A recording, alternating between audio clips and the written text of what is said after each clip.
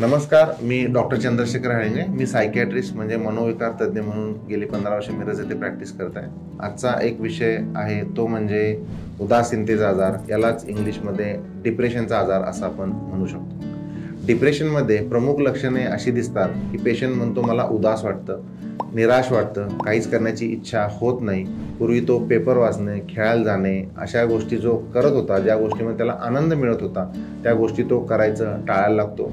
झोप कमी येते, भूक कमी लागते. काही पेशंटमध्ये झोप जास्ती लागायला लागते किंवा भूक पण जास्ती लागते अशी पेशंटची तक्रार असते. जगण्यात काही अर्थ नाही असं वाटायला लागतं, हेल्पलेस वाटायला लागतं, होपलेस वाटायला लागतं किंवा आपण असं म्हणू शकतो की त्याचा आत्मविश्वास कमी होतो, चिडचिड होते, आत्महत्येचे विचार येतात. कधी कधी पेशंट आत्महत्येचे प्रयत्न पण करतो. आता ही जी लक्षणं आहेत, ही लक्षणे सर्वसाधारणपणे पेशंटमध्ये 15 दिवसापेक्षा जास्ती कालावधीसाठी दिसली पाहिजेत. कोणतीही निगेटिव्ह घटना घडली की त्या व्यक्तीला 15 दिवसाच्या आत ॲडजस्ट होणं जरुरी आहे. ही लक्षणे 2 आठवडे म्हणजे 15 दिवसापेक्षा जास्ती दिसली तर हा मानसिक आजार झाला असं आपण म्हणू शकतो. हा आजार का होतो तर केमिकलचा इम्बॅलन्स म्हणजे सिरोटोनिन नावाचं केमिकल आहे, त्याचा डिस्टर्बन्समुळे होतं. काही सायकोसोशल फॅक्टर्स म्हणजे घरात भांडण, वाद, निगेटिव्ह काही गोष्टी घडतात, तलाक असेल, नॅचरल कॅलॅमिटीज म्हणजे भूकंप आहे, फ्लड आहे, तर या गोष्टीमुळे पण तणाव निर्माण होऊ शकतो. हेरिडिटरी फॅक्टर म्हणजे घरामध्ये जर कुटुंबामध्ये फॅमिली मेंबर्समध्ये जर हा मानसिक आजार असेल तर येणाऱ्या जनरेशनमध्ये पण हा आजार होऊ शकतो.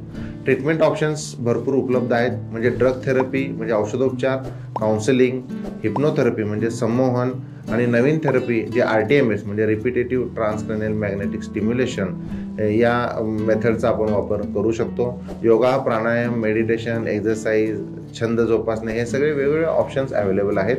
ड्रग थेरपी, RTMS यांचा मेजर रोल याच्यामध्ये आहे. माइल्ड केस म्हणजे इनिशियल स्टेजमध्ये असेल तर पेशंटला OPD बेसिसवर ट्रीटमेंट देऊ शकतो.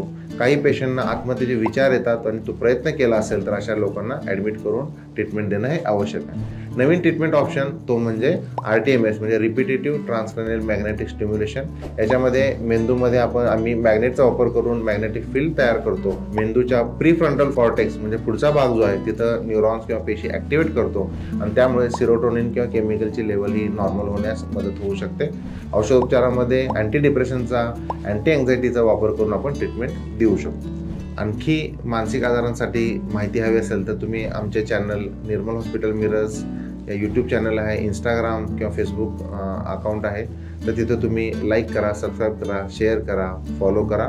तोपर्यंत नमस्कार.